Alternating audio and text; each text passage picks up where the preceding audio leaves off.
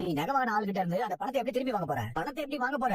என்ன கேட்ட? அந்த நகைக்கான பணத்தை வாங்கிடுவான்னு அம்மா சொன்னாங்கல்ல, அதான் எப்படி வாங்க போறேன்னு கேட்டேன். இதோட திட்டின போற மனோஜ் உண்ட உன் அம்மாக்கு இன்சல்ட் ஆயிடுச்சுன்னு மட்டும் கேக்குற. என்ன உங்க அம்மா என்ன திட்டினாங்க? ஒரு வார்த்தை கேட்டியா நீ? இதெல்லாம் உனக்கே டூ மச் தெரியல. ஆண்டிக்கு நான் ஒரு நகை வாங்கி கொடுத்தேன். அதுக்கு முன்னாடி அவங்க என்கிட்ட ஒரு நகை கேட்கல. நானே அது ஒரு gift மாதிரி தான் உங்களுக்கு கொடுத்தனே. அந்த நகை திருட்டு நகைன்னு எனக்கும் தெரியாது. இப்ப அதையும் அவங்க கழட்டி கொடுத்துட்டு வந்துட்டாங்க. இப்ப வந்து நகைக்கு பணத்தை கொடுன்னு கேட்டா நான் எங்க போறது? நீயும் அவங்க முன்னாடி வாயவே திறக்க மாட்டேங்கிற. எனக்கு சப்போர்ட்டும் பண்ண மாட்டேங்கிற. என்ன மட்டும் இப்ப வந்து கேள்வி கேக்குற? நான் என்ன பண்றது ரோகிணி? நீ பணக்கார வீட்டு போகணும்னு பொய் சொன்னல, அது மட்டும் பொய்யா இல்லாம உண்மையா இருந்துச்சுன்னு வச்சுக்க, இந்நேரம் எங்க அம்மா கிட்ட போயிட்டு கேள்வி கேட்டிருப்பேன். ஆனா நீ அவ்வளோ பெரிய பொய் சொல்லி வச்சிருக்க. நான் இப்ப போய் உனக்கு சப்போர்ட் பண்ணனா உன் பொய்க்கெல்லாம் சேர்த்து நானும் சப்போர்ட் பண்ற மாதிரில இருக்கும். இதுக்கு மேல அது பேசி ஒண்ணும் ஆக போறது இல்ல. இப்போ பணத்தை எப்படி வாங்க போற? ஒழுங்கா அந்த நகையை வித்தவங்கிட்டே போய் கேளு. ஆனா தனியா போகாது. ஏன் நீ வரியா? நான் வரல, நீ முத்துவ கூட்டு போ.